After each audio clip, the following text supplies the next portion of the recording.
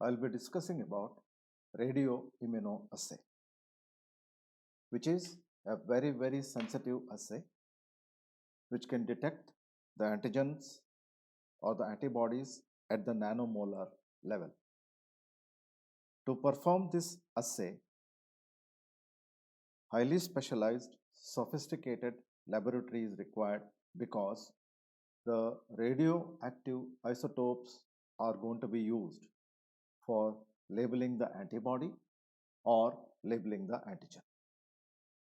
Since these radioisotopes emit radiation, the radiation is harmful for the human beings. Therefore, the laboratory should be in such a condition that it should be protected and easy access is not available for others. Only certified person who is qualified to handle radioactive isotope is allowed to work in this lab. Second, the laboratory has to be recognized for its safety measures by the International Atomic Energy Commission.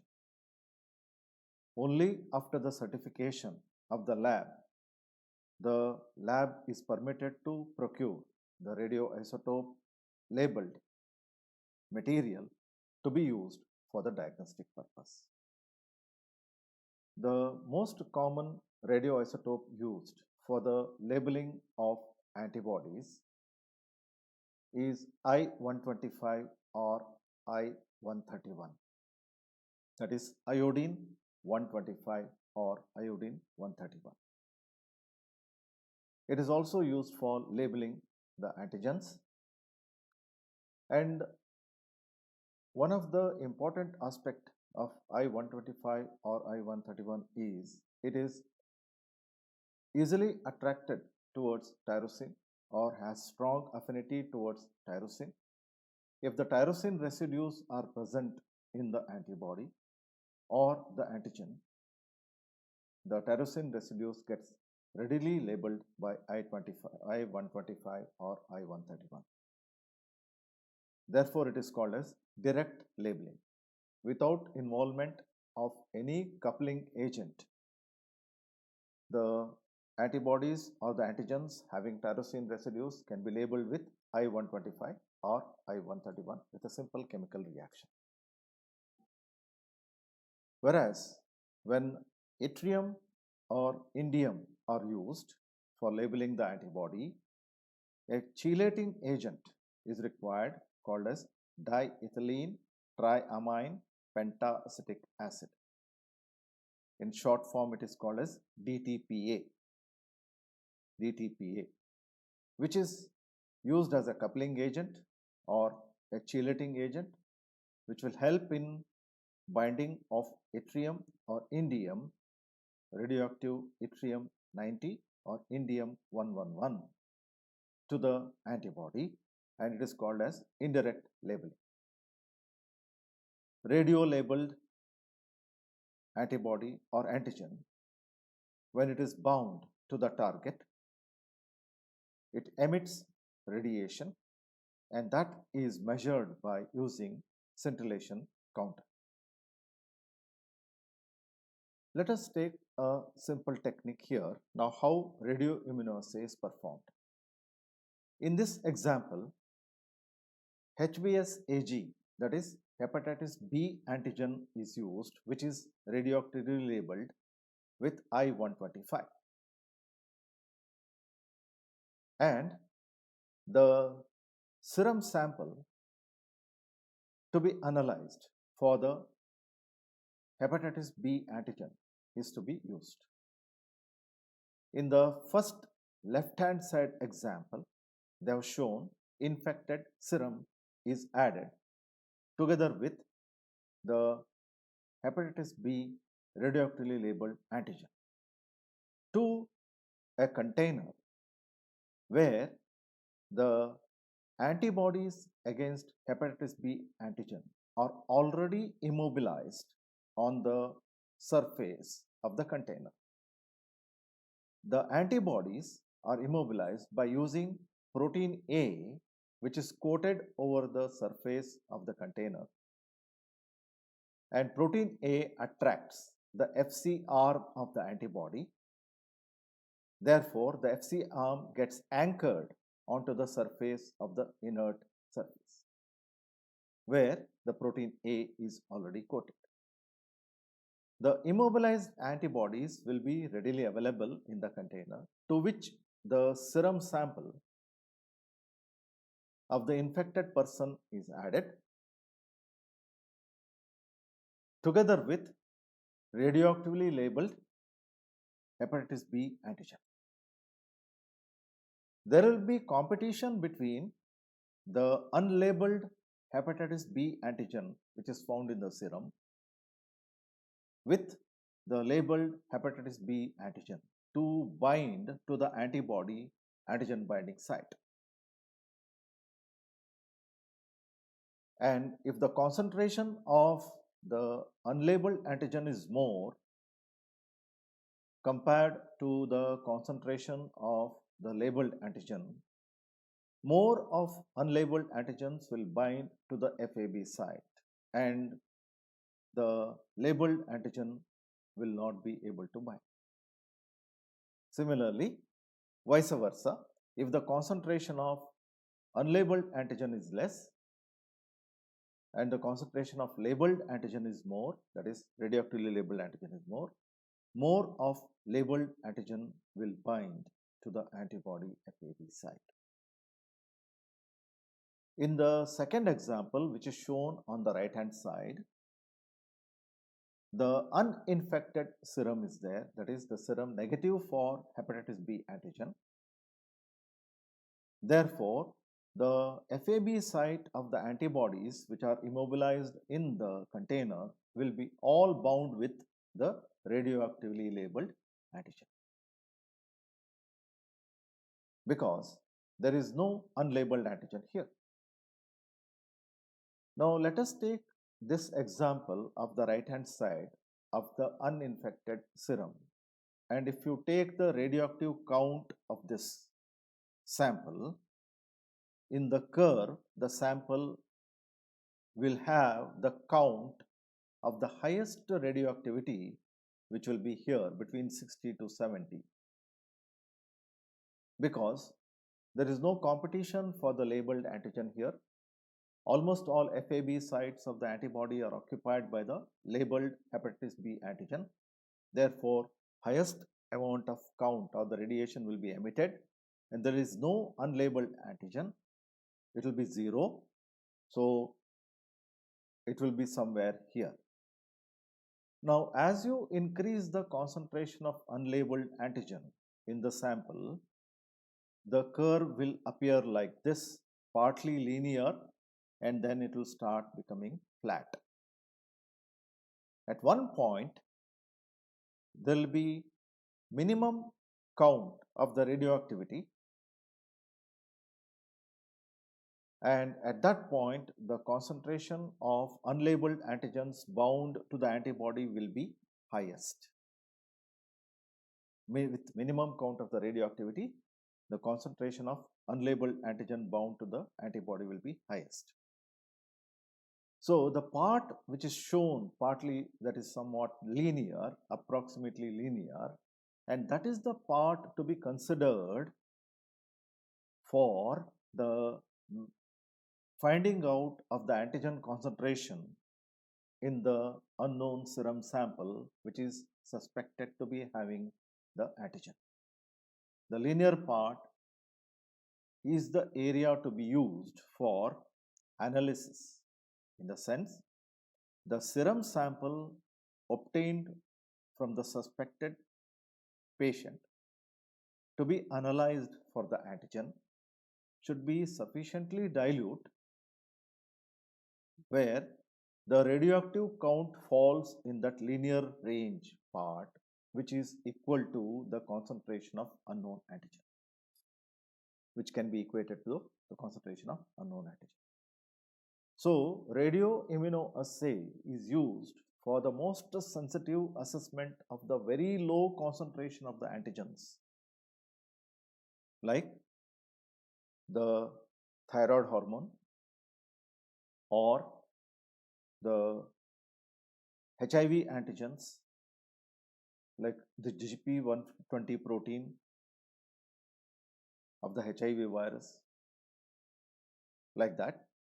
So when the antigens are in the low concentration in nanomolar level, the radioimmunoassay can be performed with approximate dilution of the serum sample. With trial and error, one can achieve the range that is shown here in the curve on the linear part, and then one can find out the concentration of the antigen in the unknown sample by comparing it with the radiation shown by the bound radioisotope bound antigen. We'll take another radioimmunoassay, which is radioallergosorbent assay. Why it is mentioned as radioallergosorbent assay? Because it is meant for detection of allergic antibody for allergens. Generally, allergic antibody is IgE in majority of the cases for most of the allergies against all allergic antigens. The major antibody is IgE. To some extent, IgG also may be involved, but to a less extent it is. Here in this case, in this example, on the inert surface of the container, the antigen, that is allergen, is immobilized. Let us say you take microtiter plate, 96 well microtiter plate, and to the protein A coated 96 well microtiter plate, you add different types of allergic antigens which you suspect that those antigens are responsible for the allergy in the person. So after adding each individual antigen to the particular well of the microtiter plate, incubate the plate for some time so as to facilitate the allergic antigen to bind to the wall of the container, that is to the well. After a sufficient incubation period, wash off by using the saline or a suitable buffer. Whatever the excess antigen that is there which is not bound will be washed off, but antigen that is bound will remain there bound to the inert surface. Now in each well where individual different antigens were added, you add now the serum of the patient who is suffering from allergy. To all the wells, the small quantity of the serum sample of the patient is added. Now the patient is supposed to have the antibody to those allergens, and that is called as first antibody or primary antibody, and generally it is IgE. And if IgE is present in that patient corresponding to that antigen, after adding that serum to the wells, the antibody will bind to the antigen. Now once again, after some incubation period, you give a thorough wash to all the wells with a saline or suitable buffer. The antigen-antibody complex formed is stable at a given pH and it will not be disturbed. And after this wash, you will see that if the antibody corresponding to that antigen is present, will have been bound and will be there in that well. To that sample now, to all the wells, add radioactively labeled secondary antibody, which is anti-IgE antibody, which is raised in an animal. Anti-IgE antibody is raised in an animal, and purified, and then it is radioactively labeled. And this secondary antibody, you add it to that samples, incubate it for some time, and then give a wash. If IgE antibodies of the patient serum is already bound to the antigen, the secondary antibody added, which is against the IgE, will bind to the IgE and will remain there. Now give a wash and then subject the samples for scintillation count. You will see that wherever the particular allergen or the antigen was bound by the patient's serum IgE antibody was there, the radioactively labeled antibody would have been bound to it and would have started emitting radiation. From this, one can identify which are the allergens that are capable of causing the allergic reaction to that patient. Therefore, he has produced IgE antibodies in his serum. And those allergens can be classified and the patient can be advised to avoid those allergens to decrease the concentration of IgE in his blood so that his constant suffering from allergy can be avoided. Since the test is named as radioallergosorbent assay, the allergen, that is antigen, it's adsorbed onto the surface of the inert material, and then it is used for the detection of the antibody, allergic antibody produced in a patient. In another test, one can detect once again the antibody present in a patient by immobilizing the antibody on the surface of the inert material. That is, once again, you can use microtiter plate or a tube. First, the suspected patient serum having suspected antibody possibly is added. And before adding that suspected serum to the container wall is coated with protein A. And this assay is called as radioimmunosorbent assay. Immunosorbent assay because you are capturing the antibody on the surface, inert surface from the patient serum. The antibody that is captured will attach to the surface of the inert material through its Fc arm because protein A coated surface attracts the Fc arm. And FAB arm of the antibody will be free, available for binding of the antigen.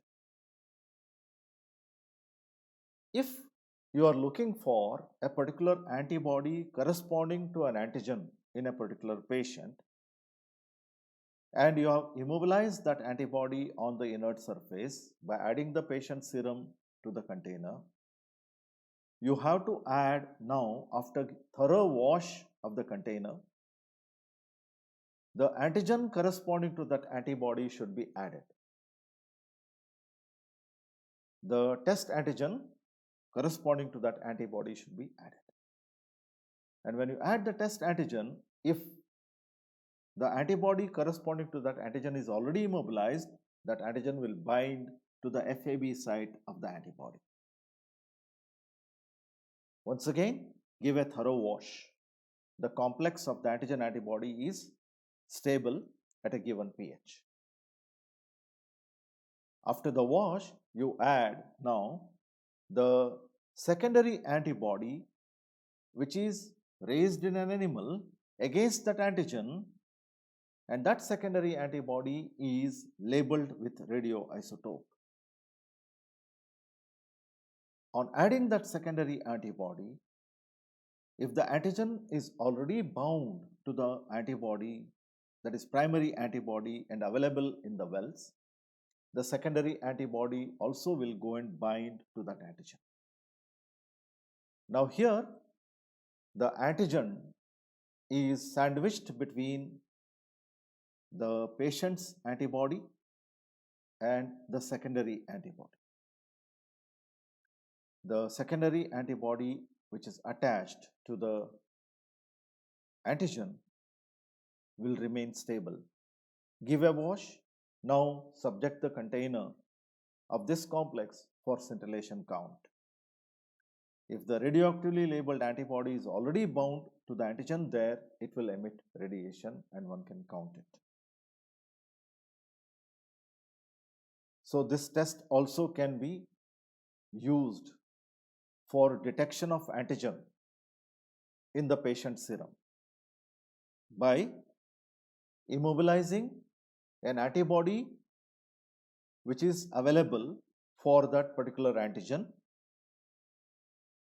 and that antibody is available in the pure form, and it is immobilized on the inert surface using protein A, and the serum to be tested for a particular antigen should be added, and that antigen corresponding to that antibody, if it is present in the serum, which will bind to the antibody at the FAB site, and then you add a secondary antibody that is labeled with radioisotope corresponding to that antigen. In this case, you are detecting the antigen in the serum sample by prior immobilization of an antibody corresponding to that antigen in the inert surface. Both ways, radioimmunosorbent assay can be performed, either to detect the antibody in the patient's serum or to detect the antigen in the patient's serum. And this technique is highly sensitive, as I mentioned. Antigen levels up to nanomolar level can be detected in the serum sample. Hence, this technique is used for detection of very low concentration of antigens which cannot be detected by other techniques. Thank you.